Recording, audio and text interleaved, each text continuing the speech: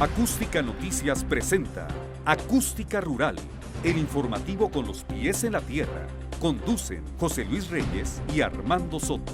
Muy buenos días, amigos de Acústica Rural. Somos la primera cadena de radio rural en México, transmitiendo lo más importante de la información generada en el sector de la producción primaria y agroindustrial. Y como cada mañana, saludo con mucho gusto a mi compañero y amigo, el médico veterinario Armando Soto Ordaz, quien ahora se encuentra desde una posición remota, pero siempre atento a este programa. ¿Cómo estás, Armando? Buenos días. ¿Qué tal, José Luis? Muy buenos días, apreciable auditorio que nos ve y nos escucha a lo largo de la República Mexicana a través de Acústica Rural, a través también de la cadena Albavisión en el interior de la República. Y bien, vamos a empezar con nuestras entrevistas. Vamos a hablar de un tema importante que tiene que ver con la capacitación para los productores rurales, un aspecto que es fundamental para un buen desarrollo en cada una de las regiones agropecuarias en nuestro país. En la línea de Acústica Rural está el licenciado en Producción Animal, Virginio Escárcega Quiroga. Él es director de Evaluación y Certificación y además él es responsable de un proyecto muy interesante en INCA Rural. ¿Qué es el INCA Rural? Bueno, pues es el Instituto Nacional para el Desarrollo de Capacidades del Sector Rural, precisamente. Licenciado Escárcega, nos da mucho gusto saludarlo. Muy buenos días. Muy buenos días. Igualmente, un gusto saludarlos a los dos, a ti, Carlos, y a Armando. Y aquí pues estamos a la orden para contestar algunas dudas o platicar sobre este proyecto piloto, ¿no? Muchas gracias. Pues precisamente coméntenos en qué consiste este programa, cuáles son los objetivos que persigue. Ok, mira, el ejercicio piloto de capacitación virtual es un esfuerzo que está haciendo la Secretaría de Agricultura a través de la Dirección General de Producción Rural Sustentable de Zonas Prioritarias, el INCA Rural, como bien dijiste tú, el Instituto Nacional para el Desarrollo de Capacidades del Sector Rural, y el INIFAP. La idea es poder acercar capacitación en temas técnico-productivos a productores de zonas de alta y muy alta marginación que fueron apoyados en el 2019 por un componente que se llamó PRODETERS. En este sentido, se hace un esfuerzo a distancia por las condiciones actuales, ¿no? Las que hay en temas de sanidad y en función también de algunas condiciones presupuestales. Entonces, la idea es llevar capacitación a estas unidades de producción a distancia utilizando las tecnologías de la información y la comunicación. El objetivo es, como todos los que trabajamos en instituciones de gobierno, pues está alineado a nuestros objetivos federales, ¿no? Que es reducir la brecha la brecha económica, ¿no? Pegarle a los indicadores de pobreza de los pobladores de las zonas rurales, en especial los que se encuentran en pobreza extrema. El objetivo en ese sentido, entonces, es contribuir a disminuir la desigualdad mediante la educación o la capacitación en aspectos técnico-productivos. Licenciado Quiroga, ¿a cuántos productores se les dará la capacitación a lo largo de la República Mexicana y a qué cadenas productivas? Ok, mira, tenemos de inicio 38 grupos de productores. Estos grupos de productores están conformados entre 100 y 200 productores. Estamos poniendo un promedio de 100 productores de 38 diferentes grupos, lo que está alrededor de unos 3.800 productores a los que queremos llegar. Esa es nuestra población objetivo en esta primera etapa, en este primer programa piloto. Estamos trabajando en ¿qué estados me preguntaste? ¿En qué cadenas productivas y en qué estados? ¿Qué cadenas? Estamos trabajando en este primer programa piloto en la cadena apícola, producción de miel, y en bovinos leche. Ya sea bovinos leche de doble propósito o lechería familiar. Esas son las cadenas a las que queremos llegar en esta primera prueba. ¿Y a qué estados van a llegar ustedes? ¿A qué estados se les va a dar esa capacitación? Ok, en esta primera etapa, en bovinos leche estamos hablando de Chiapas, Veracruz, Tabasco, Hidalgo y Jalisco. Y en el tema apícola estamos también en Chiapas, Yucatán, Baja California, Hidalgo, Michoacán, Quintana Roo y Veracruz. Son los grupos de productores que respondieron y con los que vamos a empezar a trabajar. Ahora, licenciado Escárcega, coméntele al auditorio, hay que destacar que esta capacitación, me imagino que por situaciones de la pandemia de la COVID-19, se va a llevar a cabo de manera virtual.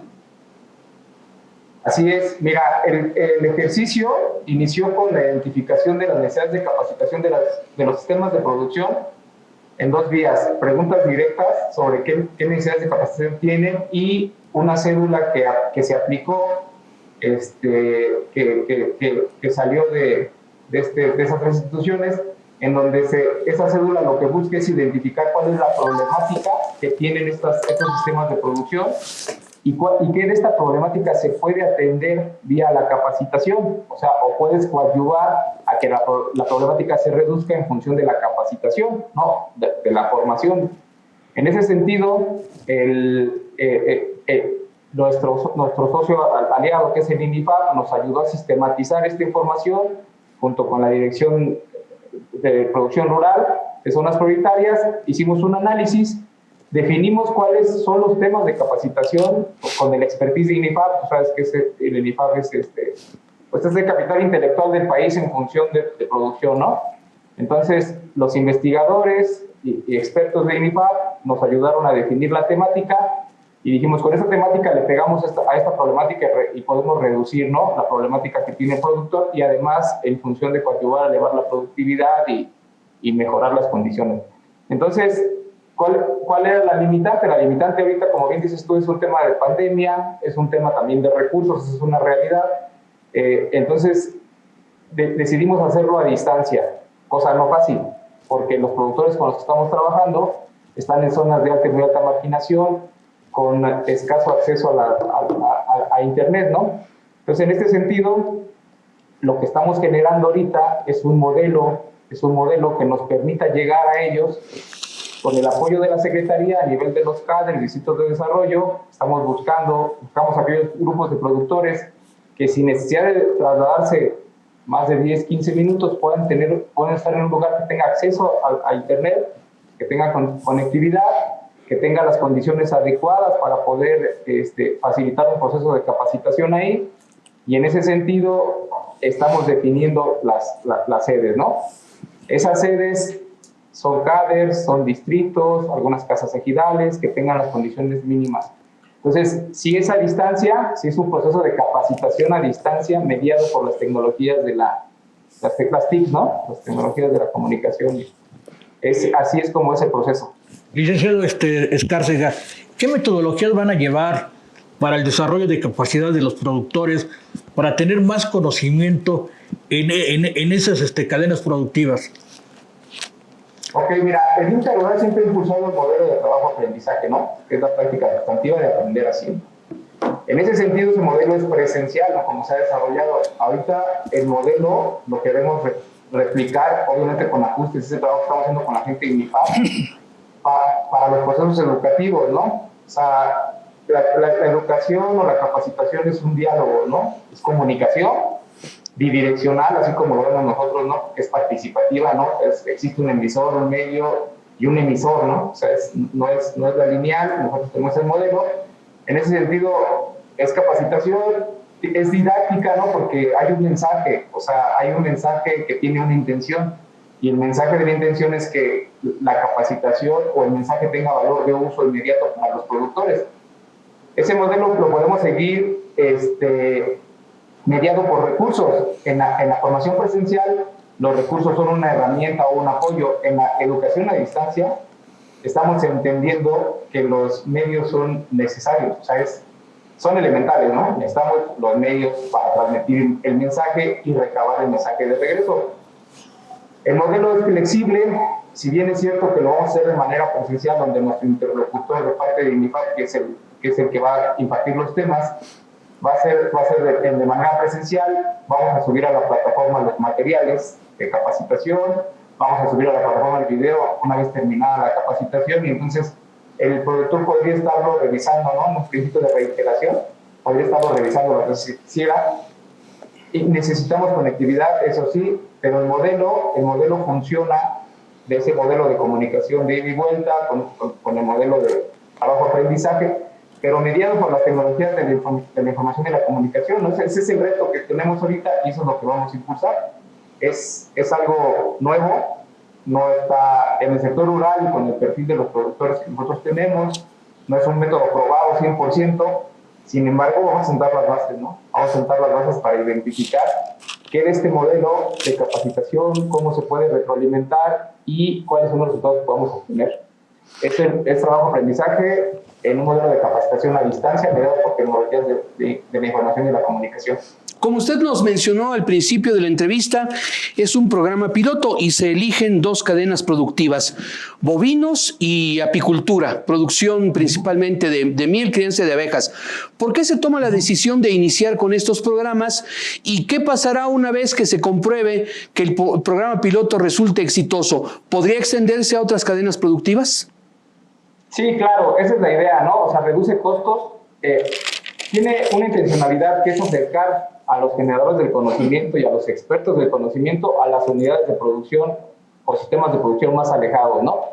El dinero nunca va a ser suficiente para que tú lleves un experto hasta una comunidad, ¿no? Y X número de economía. Más para darte un dato, nosotros hemos identificado 22 temas de capacitación en bovinos leche y 21 temas de capacitación en producción apícola. Si eso lo llevamos a los grupos que nos los han solicitado, en bovinos leche nos han solicitado 67 grupos, 67 capacitaciones de esas 22 y 94 de esas 21 de apícola. Si nosotros definimos que son grupos de 100 productores y hacemos un método que tiene que ser didáctico, que podamos facilitar los contenidos, entonces estamos hablando de 20 productores por taller. Eso nos da alrededor de 600 talleres, ¿no? Entonces, imagínate hacer ese proceso de manera presencial. Ocupa muchos recursos, movilidad, ¿no? Tiempos, no es económico sustentablemente. Entonces, la idea es explorar este método, explorarlo con una metodología, con una idea clara de lo que queremos. Y en caso de que funcione, porque falta medirlo, ¿no? Hay que medir. Los procesos de educación a distancia han sido muy cuestionados en función de lo que de veras aprende, ¿no? El interlocutor, de las capacidades que desarrolla, ¿no? Se desarrolla capacidades y habilidades, de veras las adquiere, de veras se apropia del conocimiento, se apropia de las técnicas. Entonces hay que evaluarlo y en función de eso se tendrá que retroalimentar el proceso, pero es claro que si funciona, pues la idea sería replicarlo, ¿no? Porque baja costos, es más eficiente, ¿no? Económicamente, ecológicamente. Entonces sí sería replicarlo. Licenciado Escárcega, perdón que lo interrumpa. ¿Nos permite usted unos segundos? Vamos a una pausa comercial y seguimos platicando de este tema tan importante. Vamos a una pausa. Está usted en Acústica Rural.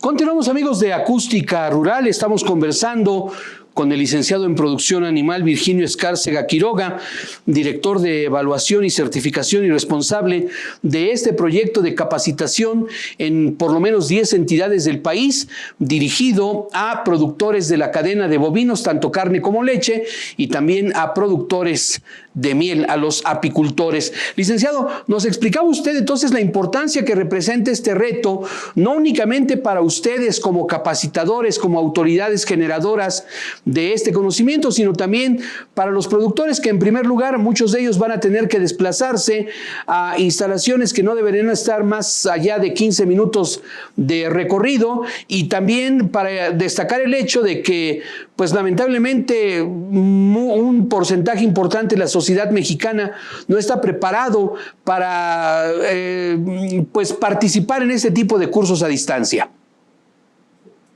Sí, así es. La idea es que todo el mundo tuviera conectividad, ¿no? O sea, es un proyecto de Presidencia de la República. En este tema con CFE, ¿no? A través de la fibra óptica con esta empresa de telecomunicaciones e Internet para Todos, es un proyecto de este sexenio que todo el mundo tengamos conectividad, y eso ayuda a disminuir una brecha de comunicación y de información. No es la realidad en este momento, ¿no? En este momento la mayoría de comunidades donde estamos trabajando no tienen acceso a Internet. Tiene que ver con que son los objetivos del instituto, de las instituciones, en este caso de SADER también, del INCA Rural, de INIFAP, están orientados hacia las comunidades de alta y alta marginación, y por eso son comunidades de alta marginación. En ese sentido, es importante buscar un lugar donde haya conectividad, donde nos alcance el ancho de banda para poder hacer estos procesos, y sí estamos tratando de movilizar lo menos posible a la gente, pero es una realidad. Allá tenemos, como bien dices tú, tenemos otras consideraciones, ¿no? Que los apoyos que están en los CADES y los DDRs pues se apropien de estas tecnologías y las puedan utilizar de manera adecuada. Entonces sí, es un reto, no es fácil el interlocutor con el que nosotros hemos trabajado históricamente como instituto, de manera presencial lo conocemos, nos conoce, pero a distancia es diferente, ¿no? Entonces sí es un poquito difícil, se van a sentar los precedentes, hay que estar atentos, hay que identificar las áreas de mejora. Yo creo que todo es perfectible y buscar generar un modelo a futuro. Yo no sé si va a ser a distancia 100% en el corto plazo, si va a ser un modelo mixto, si va a ser un modelo híbrido, ¿no? Pero lo que sí es que va a ayudar a reducir costos, va a ayudar a reducir tiempos, ¿no? A veces tenemos 1 o 2 investigadores expertos a nivel nacional nada más para atender a muchos productores. Entonces, ¿cómo poder replicar estos procesos pues, en modelos a distancia, ¿no? Preguntabas también un poquito por qué las cadenas, está un poco centrado hacia el sur-sureste. Ustedes bien saben que la brecha tecnológica, productiva, está mucho en el sur-sureste, entonces esas cadenas bovinos-leche, doble propósito, están muy orientadas en el sur-sureste. Apicultura, pues qué te digo, ¿no? Además de que es una actividad, creo yo, en las que menos impacta el ser humano, creo yo, de las más sustentables, está muy pegado al sur-sureste. Y hay mucho que hacer allá. La idea sería que este programa piloto funcione y poderlo extender, como bien dices tú, a toda la República, ¿no? Por otra parte, licenciado, coméntenos usted qué se les va a enseñar a los productores, cuál es el contenido temático de cada uno de los módulos, y me imagino que ya tienen ustedes dispuesta la tecnología para que tanto los capacitadores como los participantes puedan interactuar. Ya nos adelantó usted algo al respecto. Sí, mira, en la identificación hay por disciplinas, ¿no? Estamos hablando de alimentación, reproducción, sanidad, buenas prácticas en manejo y ordeña, uno en el caso de bovinos leche. En apícola es igual, alimentación, reproducción, buenas prácticas de extracción y de cosecha de miel. Y hay, como bien te decía yo, bovinos leche 22 temas específicos, ¿no? O sea, estamos hablando de bovinos leche, por ejemplo, de suplementación energética proteica, problemas de reproducción, problemas de sanidad, ¿no? Problemas de abortos, de nuestro posparto, que son referidos por los productores y son la problemática identificada en los sistemas de producción. En el caso apícola tenemos un problema también al igual que bovinos leche en el trópico, ustedes saben que hay una brecha de sequía, ¿no? La sequía genera que no haya condiciones para la alimentación. En ese sentido, la apicultura no es de excepción y también están demandando temas de capacitación en suplementación proteica, en suplementación energética, temas de control de plagas y algunas enfermedades. Son muy específicos, lo cual permite que tú hagas un programa de capacitación puntual y que en este modelo piloto, que no puedes extenderte más de 2 horas porque tenemos que hacer un modelo didáctico, pues ataquemos ese tema, ¿no? Y se desarrollen las capacidades que necesitamos para poder controlar esas plagas, para poder suplementar de manera adecuada. Después sigue un proceso de acompañamiento y estamos definiendo alguna guía, alguna bitácora donde el productor pueda anotar cuáles son las acciones que implementó y en función de eso ver cuáles son los resultados que obtuvo. Se está construyendo, créeme que las mejores universidades del país han batallado con este sistema de educación a distancia, ya no te digo las primarias, secundarias, ¿no? La educación básica no es tan fácil, en realidad uno podría poder dar datos alegres, ¿no? Estadísticamente se capacitaron a tantos productores, pero al final el valor de uso es lo que nos hace ser la institución que más impacto ha tenido en temas de desarrollo de capacidades en el sector rural, ¿no? Somos un puente ahorita, somos un vínculo entre insisto, la institución de investigación del INIFAP, ¿no? La capacidad intelectual del país, el traductor hacia los productores, ¿no? De ida y vuelta. O sea, cómo generamos un modelo que nos permita tener una comunicación eficiente, que nos permita transmitir el mensaje, ¿no? Este mensaje didáctico, ¿no? Que es con valor de uso inmediato para los productores, y cómo traemos la información de los productores para retroalimentar a nuestras instituciones de investigación. Es un tema es un modelo que se tiene que ir construyendo. La verdad es que yo creo que este esta prueba piloto nos va a poder hacer sentar las bases, nos está haciendo que exploremos un modelo, ¿no? Que aprovechemos las herramientas disponibles. Ya la mayoría de la gente le estamos entrando a estos temas de comunicación a distancia. Entonces, hay que construir el modelo y hay que estar muy alerta siempre, porque lo importante son los aprendizajes resultantes, ¿no? Lo importante no es el número de aplicaciones, sino los resultados y aprendizajes que adquiere nuestro interlocutor y que aplica en su unidad de producción y que le tiene resultados positivos, ¿no? Licenciado Virginio, si nos puedes comentar, temas que nos comentaste van a ser de forma virtual. Hay temas que también necesitan un acompañamiento. Ese acompañamiento, ¿con cuántos técnicos cuenta el instituto a través también de el INCA, a través de la SADER? Mira, ese es un tema delicado, ¿no? Ahorita no tenemos técnicos en campo, nosotros en ningún programa. Este año no, se está haciendo esa gestión, veremos el próximo año.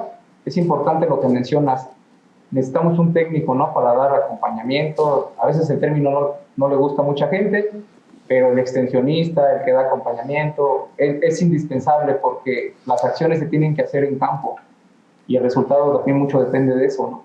Entonces, ahorita lo que estamos queriendo generar es un modelo donde el productor se apropie, ¿no? de este modelo y vaya vía una bitácora registrando lo que hizo y viendo los cambios en la producción, y eso nos sirve para retroalimentarnos. Como te digo, es un modelo que se está explorando, son las condiciones que tenemos, en función de esas condiciones le estamos entrando. Hay toda una historia detrás del instituto de experiencias en capacitación, en desarrollo de capacidades, en formación. Hay toda una experiencia atrás del INIFAP también, ¿no? En temas de capacitación, extensionismo, transferencia de tecnología. Entonces, la idea es que unamos esa experiencia y vayamos definiendo el modelo. Licenciado Escárcega, permítame poner ejemplos concretos. Por ejemplo, hablemos de producción de bovinos, carne o leche. Vamos a hablar de mastitis. El capacitador comienza a dar la explicación. El que recibe el conocimiento precisamente lo introduce, lo procesa a nivel mental y digamos que una vez que recibió la capacitación va a su unidad de producción e identifica ya in situ, haciendo las observaciones que les dieron ustedes y dice, esta observación coincide con esta inflamación y estas características que tiene la ubre. En el caso de los apicultores, pueden hablar de esta enfermedad que está causando problemas, la varroasis. Les explican ustedes cuáles son las características, ellos van a su unidad de producción apícola y comienzan a hacer esa identificación. Eso sería aplicar el conocimiento de inmediato. ¿Es correcto esto? Así es. Por eso es un diálogo estructurado, ¿no? O sea, la formación o la capacitación es un diálogo didáctico estructurado, así como tú bien lo mencionas. Y las presentaciones, el modelo de facilitación de los contenidos va de manera estructurada en que identifique que tiene el problema. O sea, ¿tengo un problema de varroa? ¿Lo tengo o no? Bueno, entonces vemos el umbral. ¿Cómo defino el umbral de la varroa? ¿Tengo el porcentaje suficiente para que me esté causando un daño en términos productivos? Ok, ya identifique que eso es un problema. O sea, primero me convenzo de que tengo el problema. Si no me convenzo de que tengo el problema, no voy a hacer acciones, ¿no? Entonces ya me convencí de que tengo el problema, ok, ya aprendí a identificar que tengo este problema. Ahora, ¿cómo lo puedo solucionar? Ok, pues hay un manejo integrado para la varroa, ¿no? Hay un manejo integrado que se facilita. O sea, facilitar me refiero cuando está el conocimiento y se facilita, ¿no? O sea, porque no se puede hacer transferencia, ¿no? Si no, pues nos pegamos el tiro a la cabeza y no, se transfiere, se facilita el conocimiento y los contenidos, y entonces el productor identifica cuáles son los tipos de manejo, cuál le puede acomodar mejor a él en función de su sistema de producción, en función de sus ingresos, de los recursos que tiene disponibles, incluso el tiempo. Muchos de los sistemas de producción apícola pues están en la selva, ¿no? Entonces no es que vayan diario. Entonces en función de eso, digo, voy a aplicar este modelo que aquí me dijeron que funciona, necesito A, B y C, se necesitan recursos, ¿no? En el tema de varroa puedes usar timol, o sea, algo barato, pero se necesitan recursos, voy, aplico, hago a lo mejor mi jarabe, baño a mis colmenas, cuantifico qué tanto de problema tengo en este momento, ¿no? De la barroa, regreso en 15 días, vuelvo a aplicar, regreso en 30 y entonces vuelvo a cuantificar. Si yo logro identificar que bajó la incidencia, pues ya estoy convenciéndome de que funciona. Y en el paso del tiempo identifico que la producción de miel por colmena subió, estoy identificando que me funciona incluso económicamente, ¿no? Entonces, así para el tema de la hormiga, así para el tema del escarabajo, así para el tema de algunos temas de problemas sanitarios. De los licenciado Escárcega, perdón que lo interrumpa, lamentablemente se nos agota el tiempo. Le agradecemos mucho esta entrevista que concede al auditorio de Acústica Rural y permítanos seguir en contacto con usted. Claro que sí, estamos a la orden, es mucha información. Sí. Disculpen, de repente se va uno por aquí por allá, pero es que es mucha información. Así es. Poco tiempo, ¿no? Pero ahí estamos, vamos a trabajar. Muchas gracias. Y esperemos que nos inviten en un futuro cuando por supuesto y les demos nuestra experiencia, ¿no? Muchas gracias. Vamos a una pausa.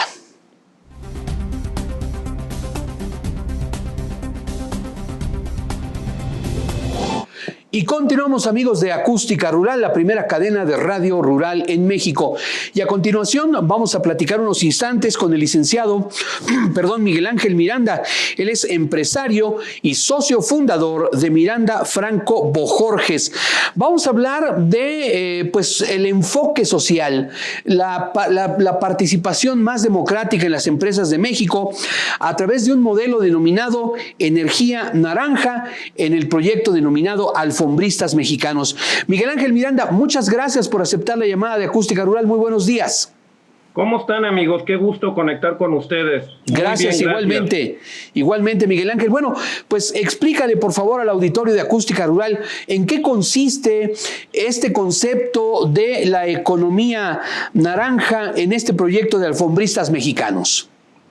Bueno, amigos, el concepto de economía naranja ya tiene sus antecedentes, principalmente con casos de éxito en Colombia, pero básicamente es una economía que está sustentada en las actividades y servicios que se generan a través del arte y la cultura.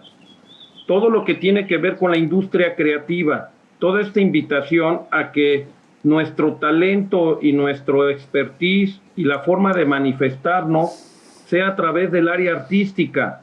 Y esta área artística, a la hora de activarla, genera economía con eslabones colaterales que dan beneficios, tanto productivos como sociales, como educativos, también de impacto en las partes sensibles del ser humano, de los principios básicos de conectar con la humanidad. La economía creativa, la economía naranja, es una industria que está tan posicionada en el mundo y que está impulsando tanto estos sectores económicos que han llegado a posicionar ahorita en el PIB el 3% del PIB mundial. Imagínense lo importante que es esta área de la economía naranja. La economía naranja tiene muchas ventajas, entre ellas que sus elementos básicos e indispensables tienen que ver todo el tiempo con que son recursos renovables, son recursos que se sostienen ilimitadamente porque están en cualquier parte del mundo. Todo lo que tiene que ver con talento y materiales que se componen en la fase artística. Muy interesante, Miguel Ángel. Adelante, Armando. Miguel Ángel, buenos días, Armando Soto. Si nos puedes comentar cuáles son los logros de estas empresas que entran a la economía naranja y también esa inserción productiva de éxito que se tiene aquí en la República Mexicana. Miren, hay casos tan impactantes como puede ser ahora unas plataformas que ya desarrollaron países como Colombia, donde agremian a más de 135,000 artistas y el ejemplo que es evidente es Netflix, que acude a esas plataformas donde hay autores, actores, artistas y talento que se conectan a través de estas plataformas para llevar a cabo sus obras, ya sean en producción teatral o en producción de televisión o para hacer series. pero ese es un caso clarísimo. Hay otro caso que todos conocemos, como es el Cirque du Soleil, que similar, recorren estos eventos a través de sumar el talento de las personas en proyectos ya muy estructurados y que han sido impulsados precisamente porque tienen de respaldo fines sociales, fines económicos y hacen sostenible financieramente estos modelos. Son ejemplos muy claros. ¿Qué está pasando en México? Afortunadamente, en México se ha venido resaltando uno de los logros principales de la Constitución en el artículo 4 de la Constitución Política de los Estados mexicanos, que habla de los derechos que tenemos como mexicanos a la cultura y al arte. Este tema de la cultura y el arte, impulsado por la UNESCO, han hecho que las áreas de bellas artes abran esta posibilidad de desarrollar talentos, conectando y activando eslabones de la economía, no nada más relacionado con el arte, sino con todo lo que se genera colateral a ello. Me refiero a infraestructura, a los propios teatros, a los materiales y sobre todo al talento de las personas. Ahora, muy interesante, Miguel Ángel, todo esto que nos has comentado. Háblanos un poco más de la importancia que tienen los elementos sustentables que mencionabas, es decir, esta economía naranja genera artículos concretos, artísticos, pero también de alguna manera es amigable con el ambiente. Sí, fíjense que se mueve en algunos ejes específicos que tienen que ver con la educación y el medio ambiente. Entonces, se ha respetado a través de instituciones como la que representamos nosotros, que se llama Alfombristas Mexicanos, ese respeto a la naturaleza y a lo que la misma naturaleza nos proporciona. Las obras tienen el cuidado de utilizar todos los elementos naturales y orgánicos para mandar un mensaje a la comunidad y a quien accesa a estas obras del respeto a la naturaleza. Y utilizando estos recursos, no nada más es este mensaje, sino también el orgullo por México. Todos los elementos que están ahí, obvio, son generados aquí en México y son los elementos principales de las obras. Otro de los ejes importantes que contienen estos temas de la economía naranja es que su alcance es colectivo, incluyente. No se limita a que un maestro o un artista realice una obra, sino toda esa amplitud que da en dar beneficio a comunidades que participan por alguna razón en esta elaboración de estas grandes obras. Y por supuesto que estamos creando acervo y patrimonio cultural de lo que es México y sus riquezas artísticas. También, clarísimo ahora que la UNESCO también ha impulsado el registro del patrimonio cultural inmaterial de algunas áreas artísticas, estamos también buscando esos reconocimientos a nivel mundial. Qué interesante, Miguel Ángel. Ahora, concretamente, los alfombristas mexicanos, ¿cómo participan en todos estos conceptos que nos has mencionado? Bueno, para nuestros amigos que nos están viendo en Canal 13, en el sur-sureste, a través de Albavisión, y los que nos ven en Facebook, hemos visto algunas imágenes de los trabajos monumentales que ustedes hacen. Sí, precisamente el área del alfombrismo es una área de las tradiciones y culturas prehispánicas de México. La diosa Xochiquetzali construía caminos con pétalos y flores para conectar con los dioses prehispánicos. Estas tradiciones, a la hora de ser la fusión del mestizaje españoles mexicanos, evolucionaron a la parte religiosa, donde se hacen caminos con obras artísticas, con tapetes de acerrín y flores, en las calles, en un evento que se llama La Noche que Nadie Duerme en Huamantla, Tlaxcala, que tiene más de 180 años de tradición y cultura, y que siguen preservando esa fase de fe y ese entorno religioso de conectar de manera espiritual con alguien más. Las comunidades en ese evento se desbordan por realizar estas actividades con ese fin.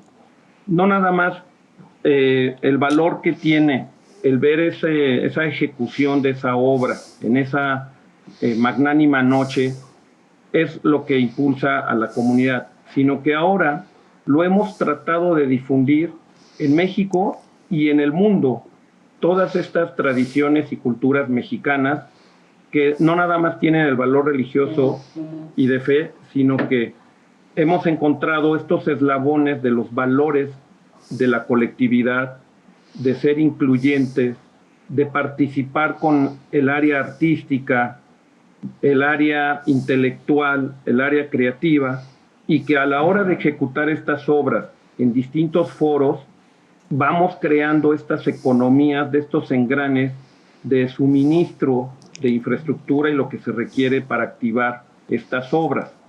Si la obra se hace, es claro los casos y el ejemplo, en Australia, la comunidad de mexicanos que está en Australia es invitada a través de toda esta gestión diplomática para conectar con nuestros paisanos, amigos, parientes que están en Australia y son los que se involucran y los protagonistas de la elaboración de la alfombra. Puede ser que sea una obra importante por su magnitud y tamaño aquí en México, en el Estado de México, en Xochitla, y la obra va intencionalmente dirigida a mandar mensajes educativos y culturales para los niños. Quienes son los protagonistas de los niños, de las alfombras, son los propios niños. Son obras en las que han participado de 2,000 a 3,000 niños en su elaboración durante 10 días y al final ven materializado su participación. La suma de todos estos valores es lo que nosotros estamos impulsando. Me parece muy interesante lo que mencionas, porque estaba yo reflexionando mientras te escuchaba, la forma de cómo se genera economía a través de productos culturales, pero creo que nos acabas de poner un ejemplo, el hecho de poder enlazar a comunidades en prácticamente todo el planeta va despertando precisamente ese interés y verlo plasmado físicamente en el territorio, pues también implica que se muevan las conciencias y que se muevan los recursos económicos. Es correcto. Fíjense que un caso ahora con las circunstancias de la pandemia y lo que vivimos en meses pasados fue que el propio modelo se hizo disruptivo y pudimos activar un nuevo modelo a través de un concepto que se llama escuela alfombrista. Los niños en su casa han sufrido mucho dos temas importantes en el proceso normal de su escuela y de su educación. Sus actividades culturales, artísticas, el bailable, la guitarra, todo ello está muy frenado. Y perdón, Miguel Ángel, discúlpame que te interrumpa, tenemos que ir a una pausa, pero ahorita nos continúas platicando esta parte tan importante de cómo los pequeños se pueden involucrar en estos temas, independientemente de esto que nos estás diciendo, de que la pandemia vino a afectar esta parte. Vamos a una pausa, está usted en Acústica Rural, la primera cadena de radio rural en México. Regresamos enseguida.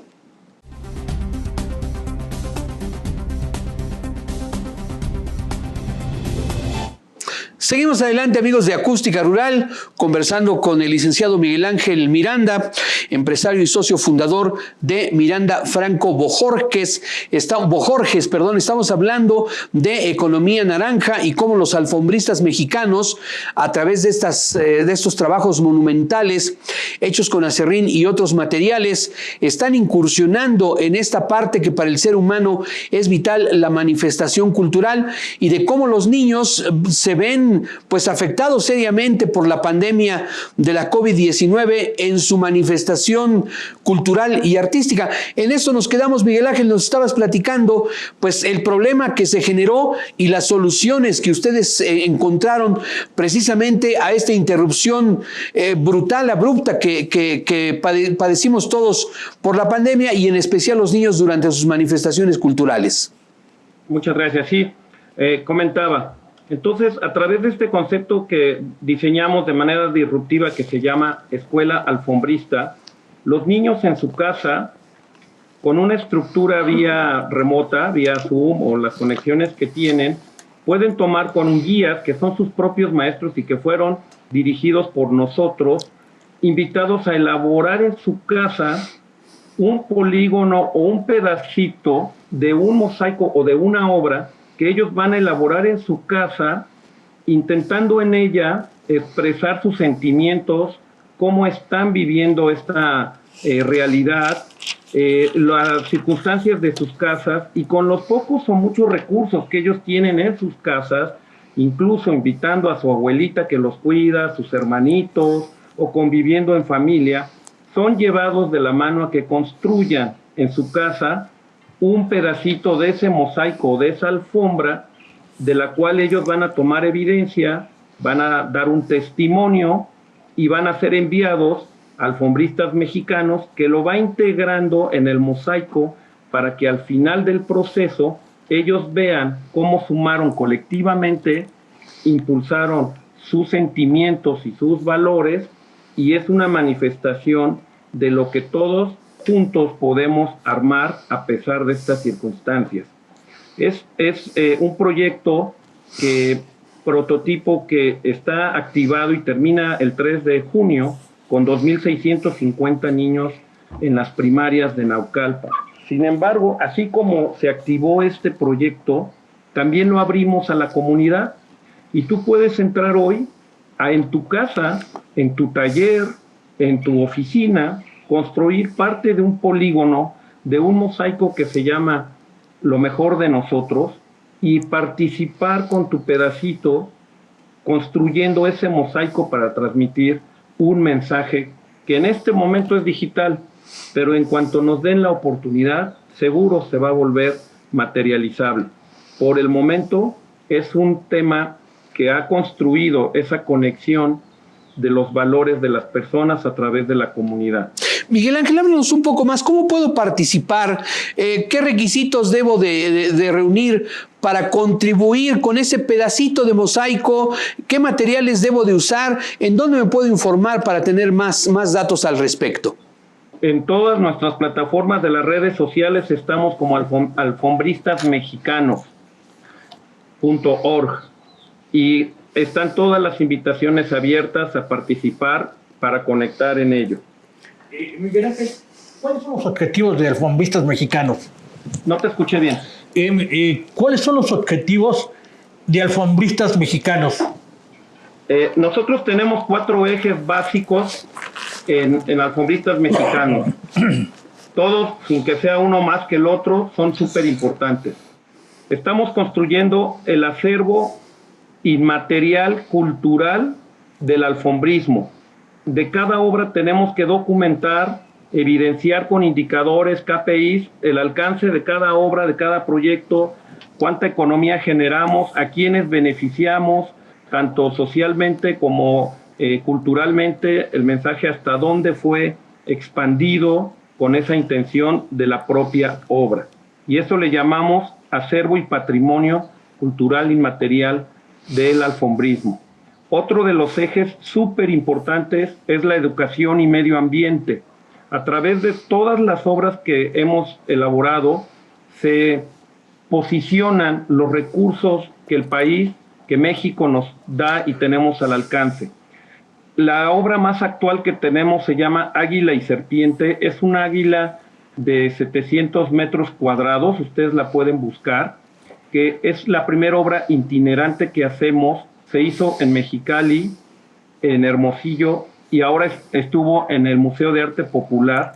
Y esta obra, el 100% de la obra está hecha con los elementos del maíz, las hojas del maíz, los granos del maíz, las mazorcas, y con más de 30,000 olotes. Los olotes fueron la base especial de esta alfombra. La percepción de quien observa esa alfombra es un impacto, no nada más por lo artístico, sino por los elementos naturales que nos da México. Otro de los ejes súper importantes es el orgullo por México. Y lo que hacemos en este rubro es resaltar claramente que son tradiciones y culturas basadas en las raíces mexicanas. Y lo que hacemos es eso, posicionar estas actividades que son muy apreciadas en nuestro país y también en el mundo. Y la última, que les digo que no es mejor que las otras, sino súper importante, es la comunidad. Estos valores de la humanidad que están escasos, que cada vez son más difíciles de encontrar o que están limitados por circunstancias que algunas veces no controlamos, son los que en nuestra asociación estamos impulsando a la comunidad, a enlazar con las comunidades, a poder conectar con ellas y percibir de ellas sus sentimientos, sus realidades, su idiosincrasia, la identidad de donde están.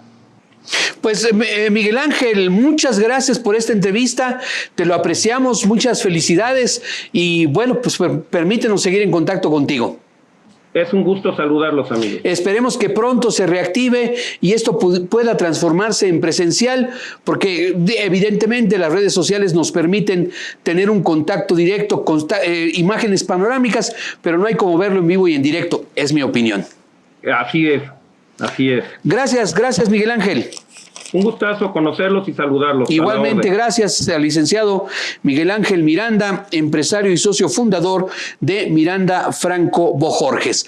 Bien, pues Armando, quien se encuentra en posición remota, pues muy interesante este trabajo que hacen los alfombristas mexicanos, que utilizan diversos materiales, tanto el acerrín como elementos del maíz, el olote, los granos, las hojas, para crear mosaicos espectaculares de tamaños impresionantes, Armando. Así es, José Luis, y muy interesante entrar en una economía naranja, entrar también a la sustentabilidad ambiental, y utilizando todos estos productos que son productos de la cosecha, productos del campo, para tener estas alfombras.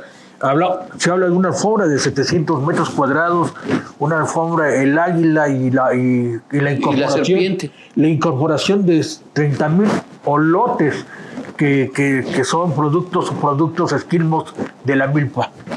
Sí, muy interesante lo que están haciendo los alfombristas mexicanos y bueno, tienen su página en internet. Para nuestros amigos que nos están viendo en Albavisión o en Facebook, hace rato aparecieron los datos, pero para quienes nos están escuchando por el radio, yo les pido que vayan al buscador de su preferencia, generalmente es Google, pongan alfombristas mexicanos y ahí les van a aparecer los enlaces respectivos. Y qué bueno que se está trabajando con los niños en este programa en el municipio de Naucalpan, en la zona conurbada del Valle de México. Se invita a más de 1,000 menores de ese ayuntamiento para que generen un pedazo de alfombra, manden la evidencia a través de, por supuesto, las redes sociales y de esta manera se pueda integrar al gran mosaico que se está construyendo. Y José Luis, la preservación de la cultura, lo más interesante en estos alfombristas mexicanos, que es lo que está haciendo pues en varias escuelas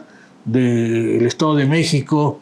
Aquí hablamos de Naucalpan y es el orgullo también de hacer estas alfombras. Así es, generar comunidad, generar el trabajo artístico y también poder generar economía. Son los objetivos precisamente de la economía naranja, un movimiento que, como nos explicaba Miguel Ángel, se creó en Colombia y bueno, comienza a difundirse por toda América Latina a través del uso de redes sociales, aunque también cuando la pandemia de la COVID-19 lo permita, este movimiento se va a transformar en presencial. Y por otra parte, Armando, amigos del auditorio, muy interesante lo que platicamos con el licenciado Escárcega Quiroga del INCA Rural respecto a este modelo de capacitación a distancia para productores. En una primera etapa de bovinos, productores de bovinos, tanto para carne como para leche, y productores avícolas del sur-sureste, precisamente en Albavisión nos escuchan y nos ven en Chiapas, en Tabasco, en la península de Yucatán, Armando. Así es, José Luis, algo muy interesante dar esta capacitación virtual ahorita en tiempos de pandemia. Estamos en virtual se está dando todos los tópicos en la producción de leche, en la producción de carne, en la producción de miel, y pues desarrollar esas capacidades del productor y llevarlas también, después de la pandemia, llevarlos a cabo también con un capacitador que esté con ellos, que les esté llevando para conocer más sobre esta actividad y desarrollar su producto, desarrollar también una tecnología, ellos de adoptar tecnologías, una economía dentro de la comunidad. Sí, definitivamente yo creo que ese aspecto es muy importante, Armando. Se brinda el conocimiento a distancia a través de la presencia de los productores rurales, tanto de bovinos como los apicultores. Tienen que desplazarse a instalaciones, al CADER, al DDR, y ahí recibir la capacitación. Sin embargo, Armando, como tú lo señalas atinadamente, es necesaria la presencia de un técnico que, una vez que recibieron los conocimientos, les ayude a manifestarlos. Así es, desarrollar esa actividad, José Luis. Bien, pues estamos llegando a la parte final de Acústica Rural. Armando, muchas gracias. Gracias, José Luis. Y bueno, como siempre, apreciamos mucho la participación del equipo técnico y de producción de Acústica Rural, su valiosa asistencia. Recuerde, estamos en radio a través de las frecuencias de Acústica Rural en la República Mexicana, principalmente Valle de México, Guadalajara y Monterrey, también en el canal 13 de Albavisión, hasta donde enviamos un afectuoso saludo, en Facebook y en Internet como Acústica Noticias. Muy buenos días.